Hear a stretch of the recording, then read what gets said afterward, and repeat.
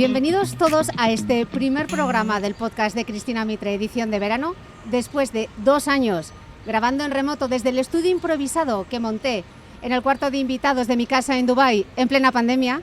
Os aseguro que es un lujo poder volver a grabar en Madrid, en directo, entre amigos que han venido a acompañarme y en un sitio tan maravilloso como es este jardín del Hotel Mandarín Oriental Ridge. Gracias de corazón a todo el equipo de Podium Podcast por hacer posible este proyecto y a nuestro sponsor Sensilis por entender la importancia de la divulgación en salud. Hoy me acompaña el doctor Ángel Durantez, gran experto en ejercicio terapéutico y en medicina preventiva antienvejecimiento. Con él vamos a aprender todas esas claves para vivir más y mejor, y con el permiso del doctor Durantez, y como estamos al aire libre, voy a recordaros a todos un mensaje muy importante. Todos los dermatólogos que han pasado por el podcast de Cristina Mitre coinciden en que no hay mejor crema antiedad que un buen protector solar. Y yo amplío con un consejo, es que la cara no es negociable. En esta edición del verano del podcast de Cristina Mitre vamos a grabar en directo y al aire libre, pero todos estaremos bien fotoprotegidos gracias a Waterfluid 50 Plus Anti-Aging and Light Texture de Sensilis, una crema solar tan ligera que no notarás que la llevas. Si tienes la suerte de estar escuchando este podcast a la orilla del mar, te gustará saber que Sensilis ha realizado un estudio para demostrar que sus solares respetan el ecosistema marino. No lo olvides. Protégete del sol porque tu piel recuerda para siempre lo que hiciste el último verano. Y dicho esto, doctor Durantez, bienvenido al podcast y qué ilusión tenerte por aquí. Es un placer estar contigo, Cristina. Bueno, arranco, doctor. Según los datos de la Organización Mundial de la Salud, en 2019 la esperanza de vida en España se situaba en los 83,2 años. Vivimos más, doctor, pero ¿realmente vivimos mucho mejor? Bueno, sabemos que desde principios del siglo pasado esta esperanza de vida se ha incrementado en unos 30 años, pero esos 30 años de más no todos son en salud plena. A lo largo de la vida pasamos por distintas fases relacionadas con la salud. La primera es la de ausencia de enfermedad, la segunda es ya tenemos alguna enfermedad pero nos encontramos bien o muy bien, la tercera nos encontramos regular, mal o muy mal, y la cuarta ya somos dependientes. Entonces, en estos 30 años de más, pues predominan las dos últimas, en las que nos encontramos mal o muy mal o somos dependientes. Así que es aquí el motivo por el que surge todo este interés por hacer una medicina para lograr un envejecimiento saludable. Bueno, de hecho tú apuntas en tu libro Joven a los 100 que algunos estudios han cuantificado que de esos 30 años extra de vida que tenemos, solo 27 meses, no 27 años, 27 meses son solo de salud plena. Sí. Como ese libro ya se publicó a principios del 20, se fundamentaban estudios que eran anteriores. Ahora hemos podido ver que hay una curva ascendente de la vida en salud después de los 50 años. Ya no es tan negativo. O sea, los últimos datos sobre esto nos dicen que ya de los 30 años de más, en los últimos pocos años y con solamente la pandemia COVID, que ha sido un hachazo a la esperanza de vida y a la calidad de vida, pues se está incrementando, afortunadamente. No obstante, todavía quedan unos 15 a 20 años en los que se está mal o muy mal o se es dependiente. Bueno, al fin y al cabo ese dato de esperanza de vida es un indicador de salud promedio, pero hay personas que viven desafortunadamente muchísimos menos años, son esas muertes a destiempo, ¿no? Doctor, ¿cuáles son las principales causas de la muerte a destiempo? Bueno, la muerte se llama la muerte prematura, es aquella que se produce antes de lo que es la esperanza de vida media. Y quitando, por lo menos en los países desarrollados, quitando las muertes violentas en accidente o por suicidio, que son bastantes más de las que nos creemos, hay algunas que pueden ser por una pandemia infecciosa, como lo hemos tenido en estos últimos años, pero las muertes prematuras principalmente tienen que ver con el cáncer y con la enfermedad cardiovascular, y principalmente a su vez tienen que ver con el no respetar los estilos saludables de vida, hábitos tóxicos, sedentarismo, una mala nutrición, en fin, tabaquismo, estrés, pero esas muertes prematuras casi siempre o en su mayor medida se producen por no tener hábitos saludables de vida. cuando decimos lo de murió por causas naturales, ¿esas causas naturales qué son? ¿Qué significa morirse de viejo? Bueno, se conoce como muerte natural aquella en la que no hay un factor externo que la produce. Es de tal manera que se considera muerte natural cualquiera que se produce por una enfermedad. Y morir de viejo es una muerte natural cuando no existe una enfermedad clarísimamente detectable, ¿no? En realidad se tiene de todo, es un fallo general ya del organismo, cuando nos dice, mira, la madre de mi amigo murió a los 93 años de vieja, ¿cómo estaba? Pues tenía de todo, pero no era algo que la mató concretamente, ¿no? Ahora, puede ser a los 83 años que un hombre pues muera como consecuencia de un cáncer de pulmón. Sabemos que murió del cáncer de pulmón o como consecuencia. El morir de viejo casi siempre es por una parada cardiorrespiratoria y por un deterioro global de una persona que ya tiene muchas cosas, sobre todo años. Y la pregunta del millón, ¿tú crees que es una buena idea considerar el envejecimiento como una enfermedad? Bueno, esto es un tema muy interesante y que se ha debatido muchísimo últimamente. Los investigadores de ciencias básicas relacionados con el envejecimiento hablan mucho, hay muchas voces acreditadas que dicen que sería la madre de todas las enfermedades. De hecho, la Organización Mundial de la Salud ya en el año 2018 hizo un código de extensión en su clasificación internacional de las enfermedades, un código de extensión que decía enfermedades relacionadas con el proceso de envejecimiento. Y anunció que en este año, en el 2022, iba a poner el envejecimiento con un código de enfermedad. El año pasado, hace menos de un año, en septiembre, octubre del 2021, en Lancet, en la revista Lancet, se publicó una carta en la que se intentaba movilizar a los médicos para que no aceptaran ese código de enfermedad, para que no se incluyera la vejez como una enfermedad, argumentando que eso podría marcar negativamente a la gente de edad avanzada, lo que se conoce ahora como edadismo. Que es el rechazo de la gente de edad, ¿no? Sin embargo, en ese mismo artículo reconocían que la edad y el envejecimiento es causa de muchas de estas enfermedades de por sí. Y proponían que en vez de llamarse old age, que era edad avanzada, a ese código se le llamara frailty, que es fragilidad. Al final, la Organización Mundial de la Salud en este código se ha aprobado no como edad avanzada, sino como declive de las capacidades intrínsecas asociadas a la edad, que básicamente es lo mismo que hablar de fragilidad. ¿Por qué? Porque puede haber gente con 75 años, con un envejecimiento fenotípico magnífico, que estén jóvenes y sanos, y puede haber gente con 65 años que esté muy envejecido. Así que no hay que hablar de una edad ni de años, sino que hay que hablar del declive de las capacidades intrínsecas.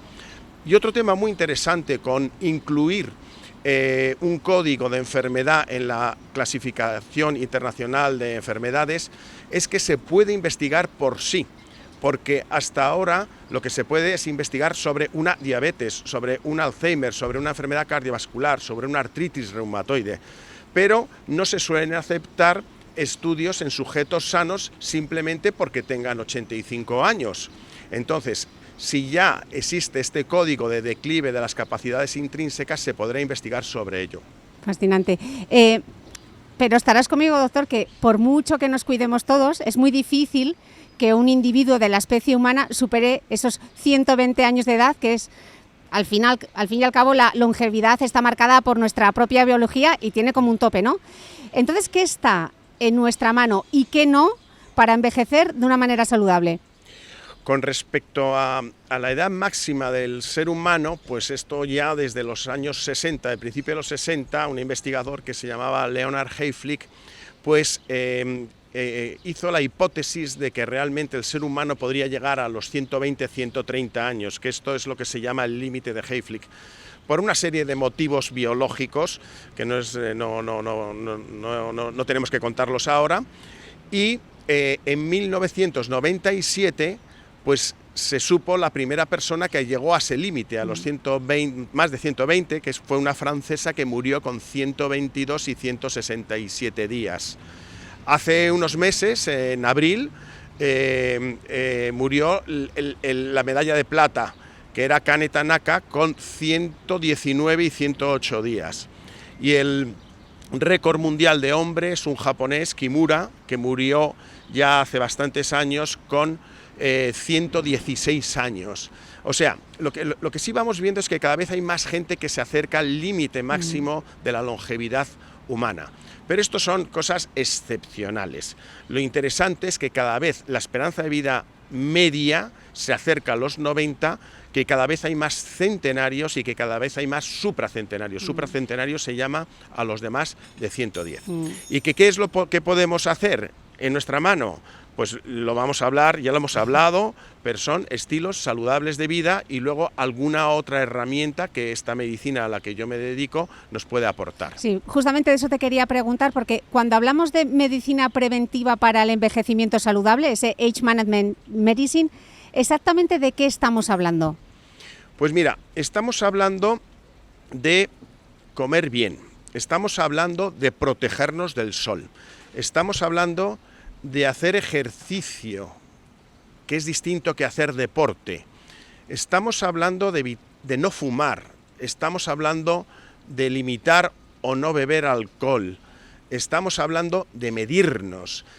A la postre, de lo que estamos hablando es de abordar esas enfermedades del envejecimiento, esas que vamos a padecer sí o sí por el paso del tiempo, antes de que se manifiesten en la fase subclínica o silente de la enfermedad.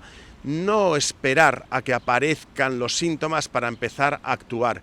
Esto está en contra de lo que nos enseñan en las facultades, o por lo menos lo que me enseñaron a mí. No hagas nada mientras no sea necesario. Ese paradigma del siglo XX se está cambiando por el paradigma sanitario del siglo XXI, que viene a decir: no dejes de hacer algo mientras sea posible para evitar que eso aparezca, porque cuando aparezca el síntoma probablemente ya hemos llegado tarde. Pero seguro que en alguna ocasión te lo habrán dicho, ¿no? Que si tratamos todas esas enfermedades antes de que aparezcan en esa etapa, ¿no corremos un poquito el riesgo de medicalizar en exceso? Yo aquí haría una pregunta. ¿Acaso hacer ejercicio es medicalizar? ¿Acaso comer bien es medicalizar? ¿Acaso no fumar es medicalizar? Todo esto se puede conseguir sin medicamentos. Quizá algún suplemento correctamente prescrito y, por supuesto, también se puede tratar con un medicamento cuando los criterios de las sociedades científicas vayan bajando el valor que queremos alcanzar. Fijaos, si pasamos la ITV anual de un coche clásico del año 69 o de mi año, del 63, todos los años, ¿qué tiene de malo pasar mi ITV todos los años y valorar cómo estoy todos los años? ¿Eso es medicalizar? ¿Pasar la ITV del coche todos los años es medicalizar a los coches? No. Tú hablas de un concepto en el libro que me gustaría que nos explicases porque es muy interesante, que es la compresión de la morbilidad. Explícanos este concepto y por qué es importante. Es un concepto ya acuñado en los años 80 por un señor que se llamaba Fries, y lo que viene a decir: la morbilidad es enfermedad. Compresión de la morbilidad es intentar vivir el mayor tiempo en esa fase de salud y percibida, subjetiva, y a ser posible también de ausencia de enfermedad, para que la enfermedad se comprima en los últimos años de nuestra vida. Fíjate, en datos españoles, el 50% de las mujeres ya tiene un diagnóstico a los 35 años. El 50%. Y de hombres a los 40 años. O sea, las mujeres ya tienen un diagnóstico probablemente relacionado con temas ginecológicos, un ovario poliquístico, una endometriosis, a partir de los 35. Lo que tenemos que intentar es que tener un diagnóstico sea a partir de los 50 y encontrarnos mal no a partir de los 69, a partir de los 85, para que la última fase de nuestra vida, esa que vamos a pasar mal, dure lo menos posible y que, si es posible, estemos fenomenal hasta la noche anterior de nuestra muerte y de repente digan nuestros bisnietos, anda, el tatarabuelo no se levantó con 105 años, eso es lo que queremos. Pues vamos a ir a la parte práctica para poder hacer esa compresión de la morbilidad, vamos a ir paso a paso a ver cómo lo podemos hacer, porque al final todos aquí hemos oído hablar 1000 veces de eso, hay que llevar un estilo de vida saludable, pero ¿eso realmente qué es? Hazme una receta. Bueno, pues creo que te lo he dicho antes con todo. La receta. Haz ejercicio todos los días. No dos. Todos los días. Evita el azúcar. Si puedes, incluso los edulcorantes. Bebes 2 litros de agua diarios. Evita los alimentos ultraprocesados y procesados. Vete a la comida real. Vete al mercado, al pescado, a la carne, a los huevos, a las verduras, a las frutas. Por supuesto, no fumes. El alcohol, ya últimamente que está tan debatido, pero parece ser que mejor nada que 1 o 2 copas como prevención del riesgo cardiovascular. Si además de todos estos estilos, evita el estrés, controla tu estado de ánimo.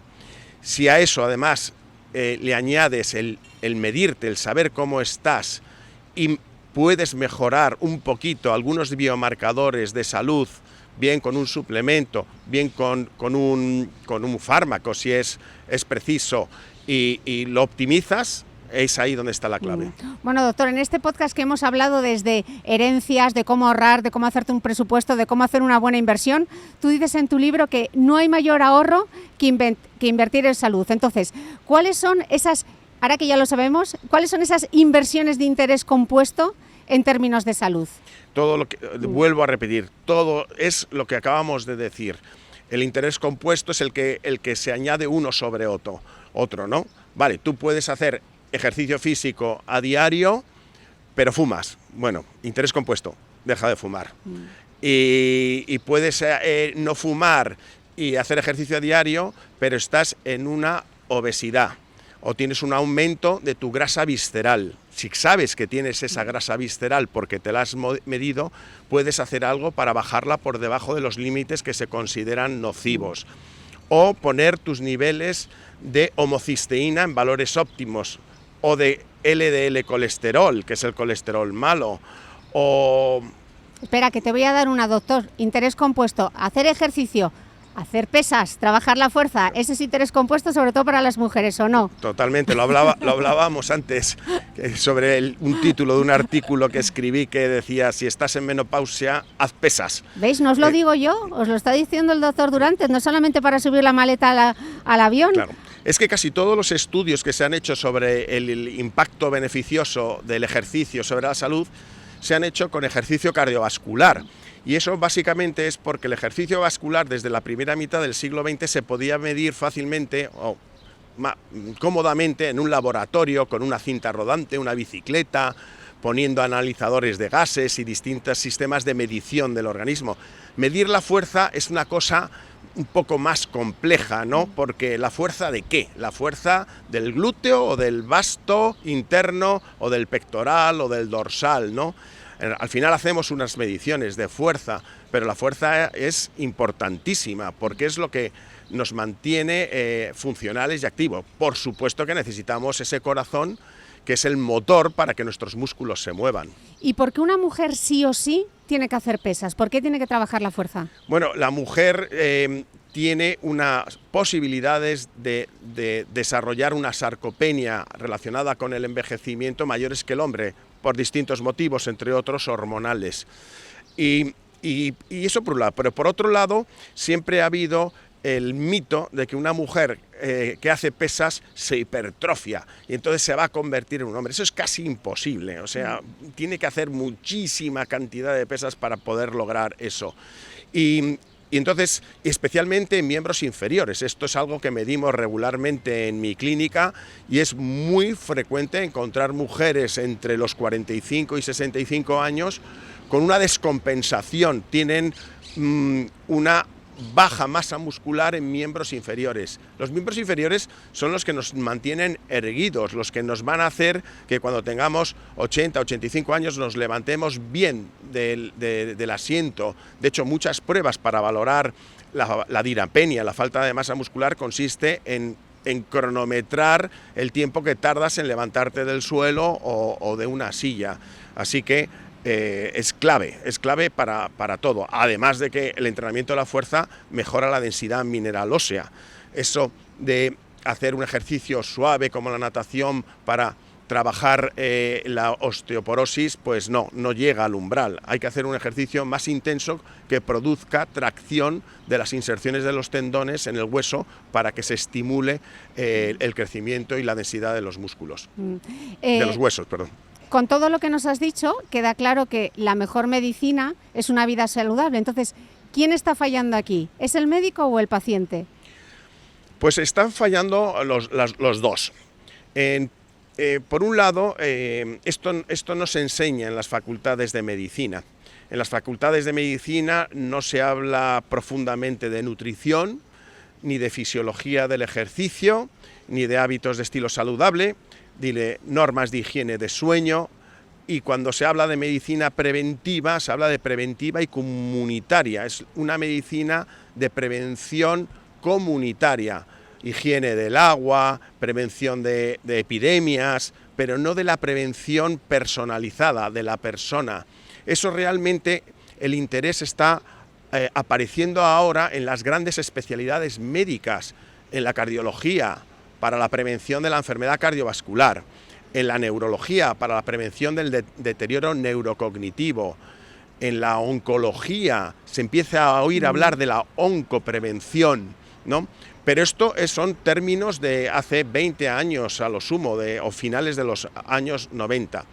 Con esto lo que quiero decir, cuando me has preguntado que quién tiene la culpa, pues lo tiene en parte nosotros mismos, los médicos, porque nos hemos centrado en la enfermedad y en tratar al enfermo y no al sano, para evitar que se convierta en un enfermo, o en abordarle, no digo tratarle, en evaluarle. Y por otro lado, cada persona es responsable de sí misma. Conocemos muchísima gente, todos conocemos gente que no le importa. Yo tengo buenos amigos que les he dicho, oye, me encantaría poderte ayudar a hacer un envejecimiento saludable, y me han dicho, ¿es que me ves mal? Yo me encuentro fenomenal. Que ante esa respuesta, ¿qué piensas? Pues que esta persona está esperando a encontrarse mal para empezar a hacer algo. Pero Ángel, al fin y al cabo, ¿quién debería prescribir estilos de vida saludable? Porque tú te metes en Instagram y está plagado de gurús. Ya, bueno, a ver, en realidad lo primero es que todas las instituciones relacionadas con la salud deberían promoverlo. Y segundo, es cualquier profesión que se vincule con la salud, que son principalmente las sanitarias, todas, desde enfermería, medicina, fisioterapia, nutrición, pero también tenemos otro gran colectivo que son los licenciados en ciencias de la actividad física o sus versiones no licenciados, que son importantísimos y que en mi opinión debería ya empezarse a plantear que parte de ellos, los que se dedican a la salud, fueran una profesión sanitaria. Total.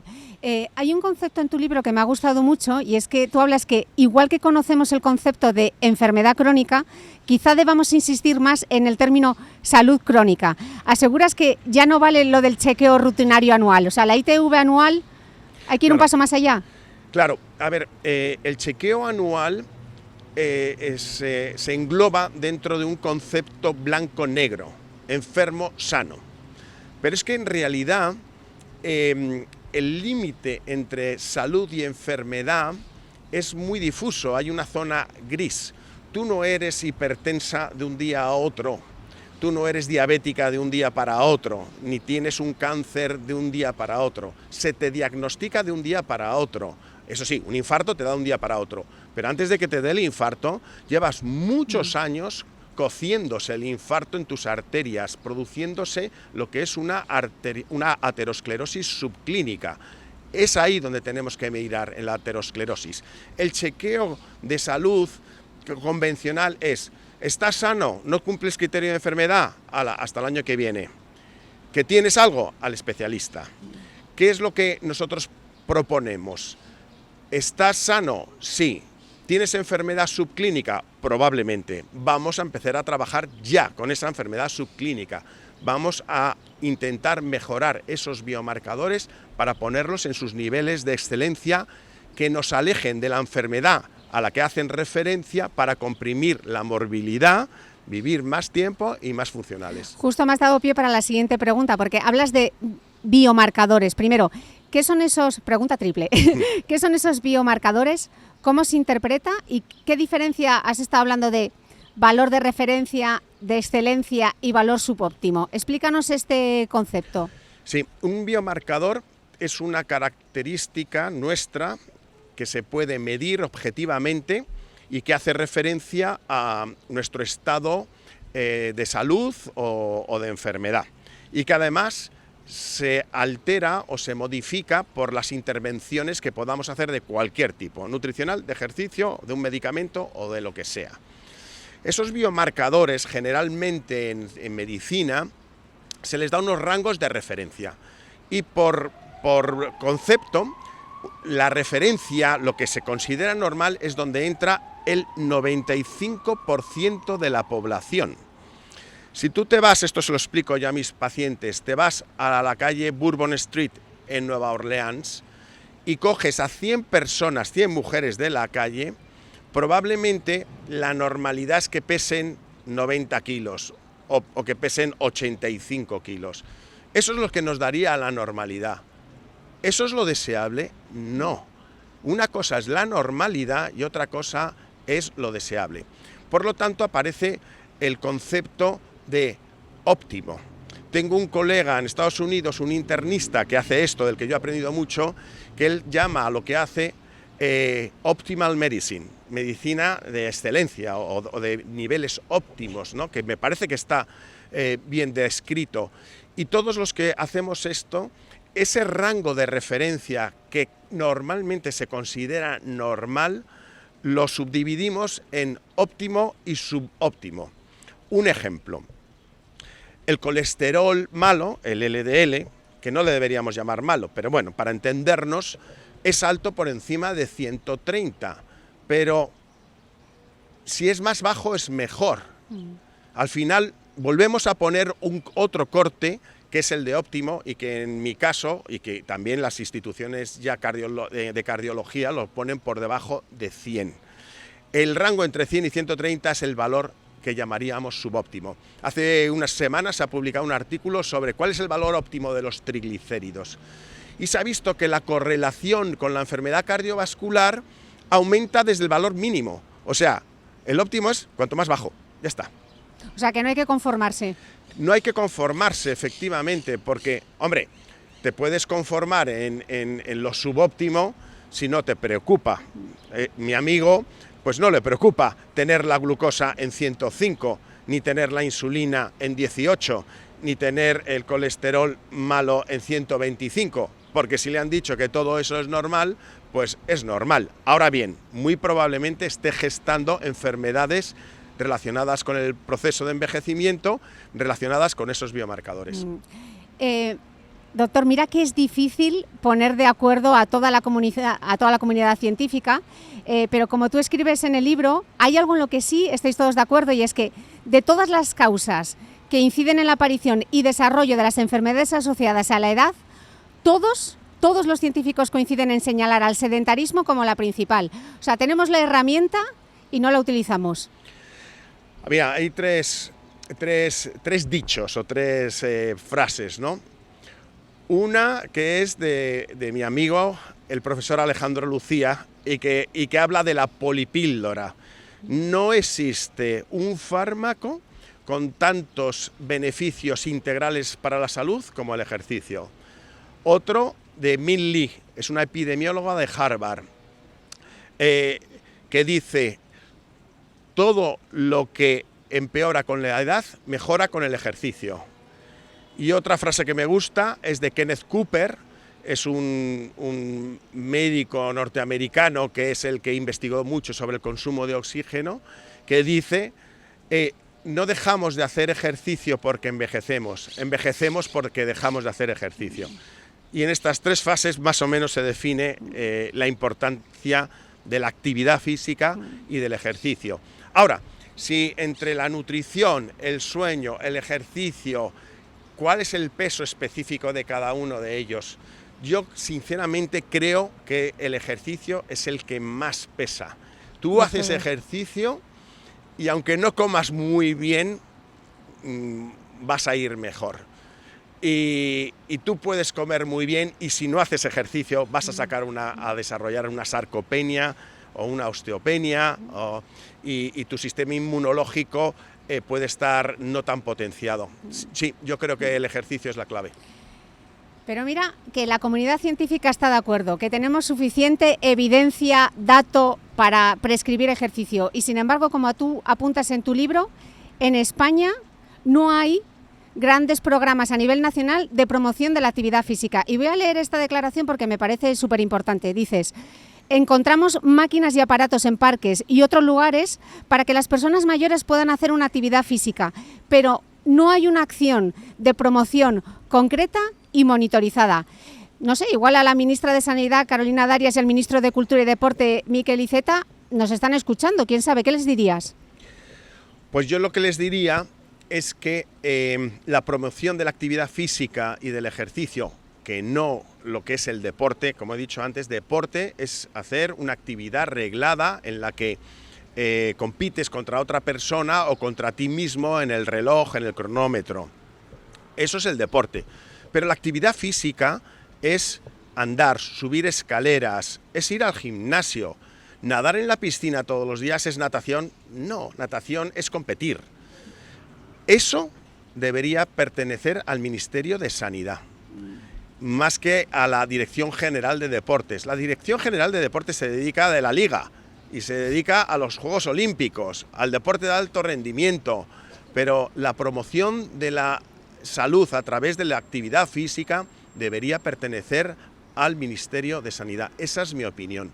Y luego, sí hay algunas iniciativas de promoción, pero son locales. Por ejemplo, en Menorca, que es donde yo veraneo, pues tiene localmente en la isla, tienen un programa de actividad física muy bonito, desarrollado por los centros de salud. En Alcobendas, que es el pueblo donde yo vivo, también hay ciertas actuaciones en las que el centro médico del polideportivo municipal está en contacto con los centros de salud, pero son instituciones separadas. Lo bonito sería que dentro de los centros de salud sí hubiera unidades de prescripción de ejercicio donde hubiera médicos deportivos, licenciados en la actividad física, fisioterapeutas y que pudieran hacer esta prescripción.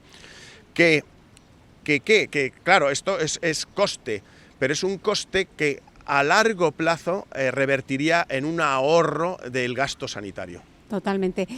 Doctor, las cualidades físicas básicas son la fuerza, la capacidad aeróbica y la flexibilidad. ¿Por qué es importante trabajarlas todas? No olvidamos de ninguna de ellas y ¿hay que trabajarlas todas y a cualquier edad o no? A cualquier edad, porque no hay otra manera de mantener bien la funcionalidad de nuestro organismo. No hay otra forma de hacerlo. Si nosotros perdemos fuerza, perdemos masa muscular, perdemos capacidad aeróbica, vamos a ir teniendo ese declive de funcionalidad que va a hacer que nos vayamos parando, nos vayamos postrando en casa.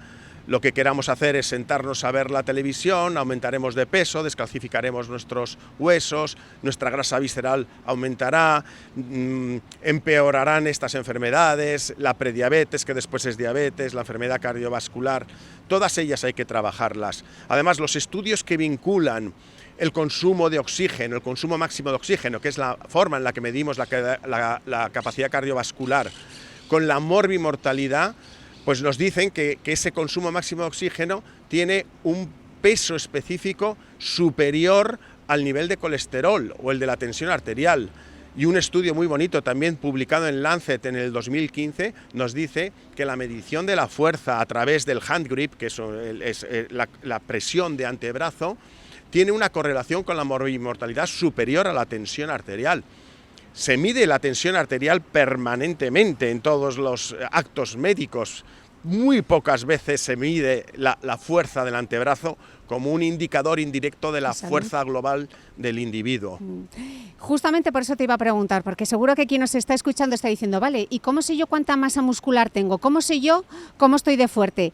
Tú explicas en el libro que el mantenimiento de la masa muscular y la fuerza es imprescindible para un envejecimiento saludable. Cualquiera que nos esté escuchando, ¿cómo puedo chequear yo si estoy fuerte? ¿Hay un índice de masa muscular saludable por edades? ¿Cómo me lo mido? ¿Con una bioimpedancia? Voy al médico y le digo, quiero saber si estoy fuerte. Bueno, hay test sencillos. Este que te he contado de la prensión de antebrazo, solamente hace falta una maquinita y se tarda en hacer menos de un minuto. O sea, esto es una prueba que se podría hacer sistemáticamente en los centros de salud, que es medición de fuerza. También hay test sencillos, como te comentaba antes, de tiempo de levantarse o tiempo en recorrer una distancia de 6 metros, pero casi todos estos test están hechos para detectar niveles ya muy avanzados de dinapenia, que es falta de fuerza, y de sarcopenia. No existe una clasificación de toda esa fase subóptima, ¿no? Y en eso estamos, eso es una de las cosas que quisiéramos medir.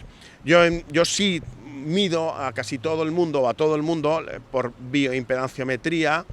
Es una medición indirecta de tu masa muscular. Y más allá podemos hacer una morfodensitometría, que es utilizar ese aparato que mide los huesos, el densitómetro, el DEXA, y eso nos da información sobre nuestra masa muscular. Es una prueba ya más costosa y sofisticada, pero de igual manera que se mide la densidad de los huesos, en el mismo barrido te podría medir tu masa muscular. Pero insisto, es más importante la fuerza que la cantidad de masa, que no siempre hay una correlación. Sí, generalmente a mayor masa muscular, mayor fuerza, pero se puede tener una masa muscular no muy hipertrofiada y tener una muy buena fuerza. Un ejemplo muy clásico que lo va a entender todo el mundo. Un culturista tiene muchísimo músculo, pero la cantidad de fuerza por cantidad de músculo es inferior a la que tiene un escalador, de esos que hacen escalada libre. Esos son fortísimos y si les ves súper ligeros, pues esos tienen una fuerza. O un acróbata, un miembro del Circo del Sol, o un bailarín. Esa gente es delgada, pero tiene una fuerza muscular excepcional, con una masa muscular no tan grande. Bueno, está con nosotros el doctor Javier Butragueño, y el verano pasado se inventó el test de la toalla en Instagram, que fue el gran éxito. Tuvimos a todo Instagram haciendo el test de la toalla para ver si eran capaces de levantarse sin apoyarse de la toalla. A ver, Javi, si se te ocurre algo para este verano, para que la gente pueda saber si está o no está lo suficientemente fuerte. Doctor, tú defiendes que hay que plantearse ese ejercicio casi como si fuese una medicación, con prescripción incluida, que tenga en cuenta la intensidad, el tiempo, la frecuencia, las adaptaciones. Entonces vamos a ponérselo fácil a los escuchantes. ¿Cuál es la posología? ¿Quién me lo prescribe? ¿Voy yo al gimnasio y me pongo a hacer mancuernas como una loca? ¿O por dónde empiezo? Ahí entra el valor de estos profesionales que yo decía antes, de los licenciados en Ciencias de la Actividad Física, y que en mi opinión deberían ser, parte de ellos, no todos, con una especialización, deberían ser sanitarios e incorporarse en el Sistema Nacional de Salud en los centros de atención primaria. Esa es mi opinión. Que sea posible o no, pues... pero por otro lado, el médico nosotros deberíamos estar más cualificados y más formados a la hora de hacer esa prescripción de ejercicio.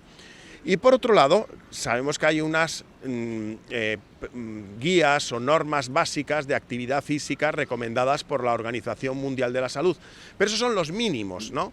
Los mínimos que nos dicen hay que hacer 150 minutos semanales de actividad cardiovascular, de una actividad moderada, o 75 de una intensa, además de 2 días a la semana de ejercicio de tonificación muscular. Eso ya sirve para todos. Ahora, cuanto mejor prescrito, cuanto mejor adaptada a la intensidad y cuanto más cantidad, casi mejor. Salvando las peculiaridades, como dicen los anglosajones, y perdón que lo diga en inglés y ahora lo traduzcáis, as much as possible, as hard as possible, tanto como sea posible y tan duro como sea posible. con sus limitaciones para no hacernos daño. No obstante, también diré con respecto a esto, que cuando yo empecé mi especialidad de medicina del deporte a finales de los 80, principios de los 90, pues los médicos deportivos casi éramos unos médicos que chequeábamos a la gente para permitirles hacer ejercicio para que no se muriesen haciendo ejercicio. En 10 años la tortilla se dio a la vuelta. No, todo el mundo tiene que hacer ejercicio y muy pocos son los que no pueden hacer ejercicio. Lo hablábamos antes, hasta el enfermo oncológico en fase de quimio tiene que hacer ejercicio. Y qué importante es que mantengan la masa muscular. Claro. Decía Aristóteles, ya lo decía Aristóteles, ganar tiempo de vida en movimiento para no perderlo sentado. Doctor, ¿hay evidencia científica de que estar sentado mata? Sí, es lo que se conoce como el sitting time o el tiempo sentado, y por eso hay correlación directa con morbimortalidad. Por eso hay recomendaciones de levantarse de la silla cada 30 minutos, estar unos minutos. Hay empresas que ya lo que hacen es que el puesto de trabajo cambia.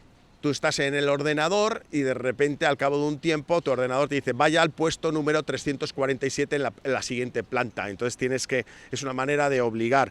O habréis visto o oído hablar de estos sistemas de trabajar de pie o sentado en un fútbol, que estás haciendo un ejercicio de equilibrio.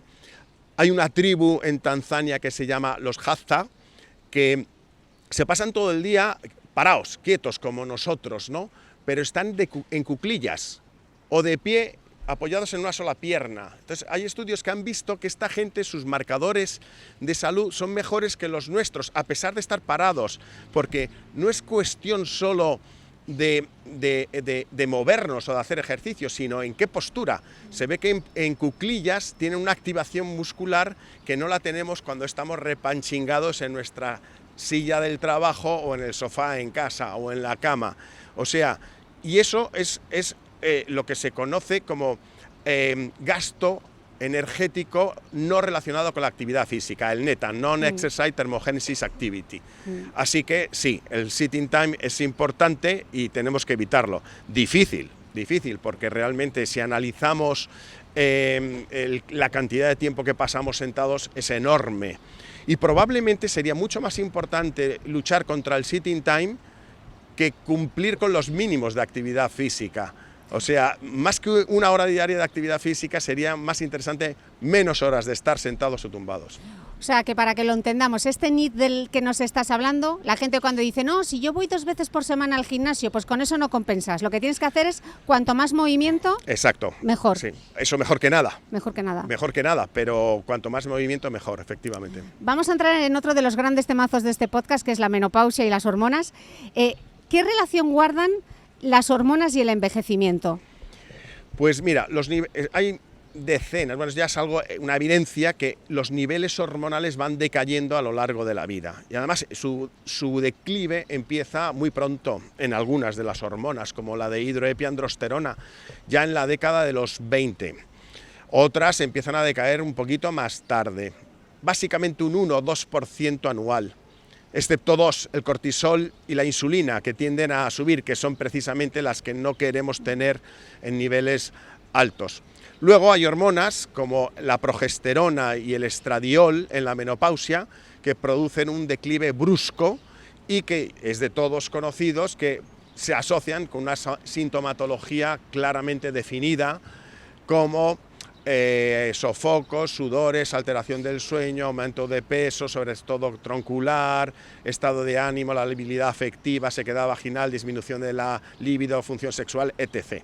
Entonces, en la menopausia es un claro cambio hormonal relacionado con el proceso del envejecimiento.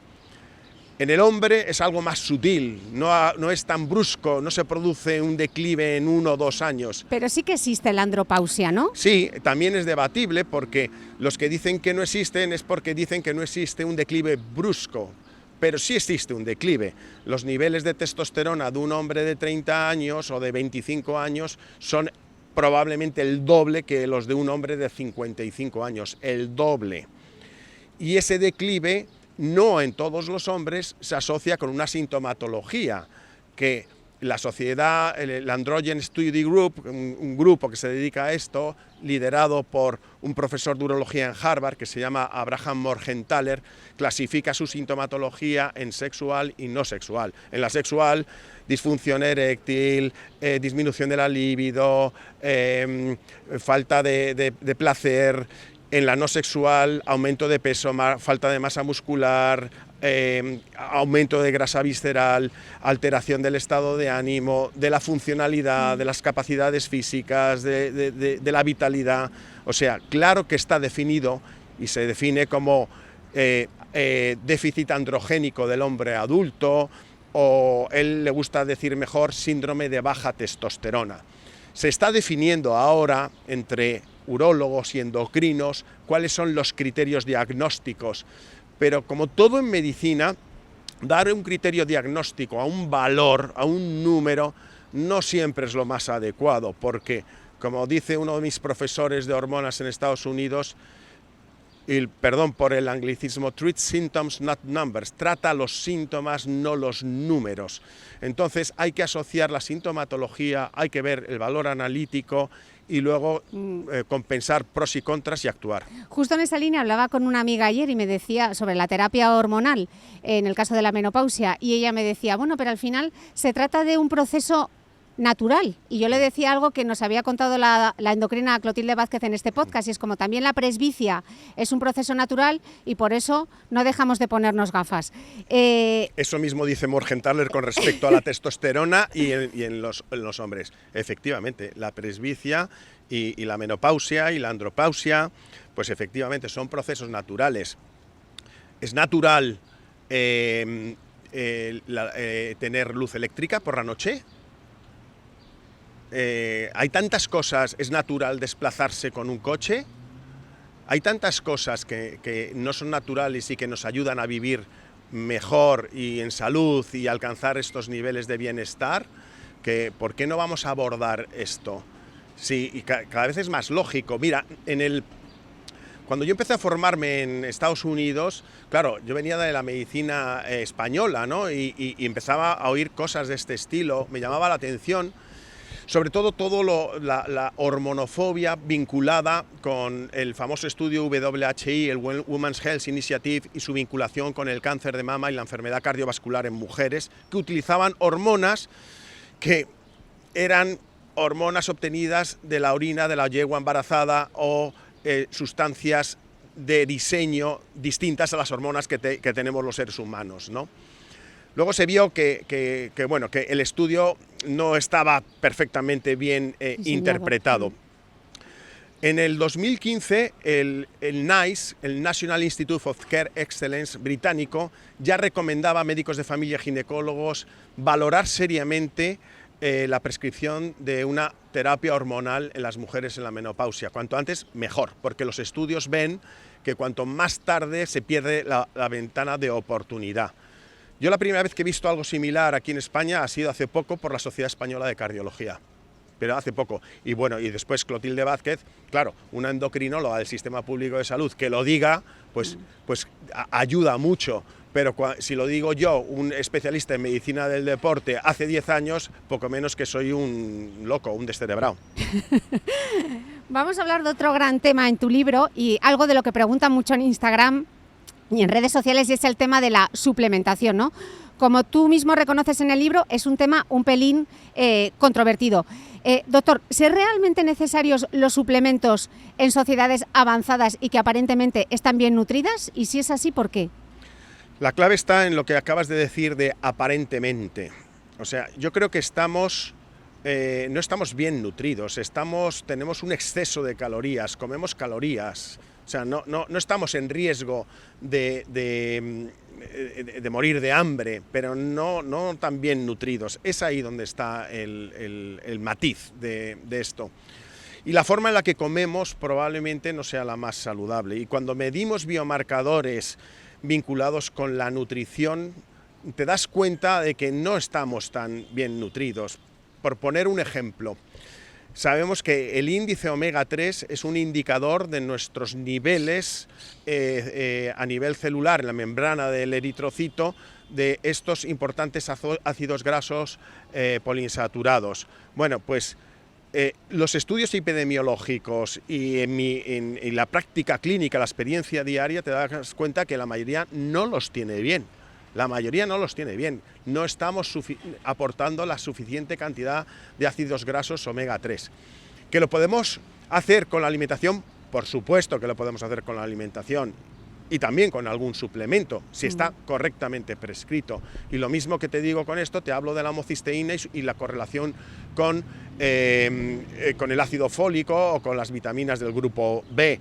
Y también pues con otros biomarcadores que puedan vincularse con la vitamina D o con la toma de algún suplemento. Fíjate, Suiza...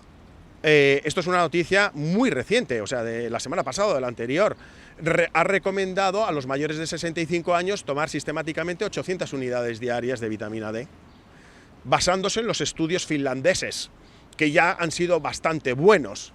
O sea, y está hablando de un suplemento, no está hablando de un alimento o de tomar el sol, está hablando de un suplemento. Y yo creo que la tendencia en la suplementación nutricional va a ir subiendo. De hecho, la Sociedad Española de Nutrición Comunitaria, en su última pirámide alimentaria del 2017, incorpora el suplemento nutricional correctamente prescrito.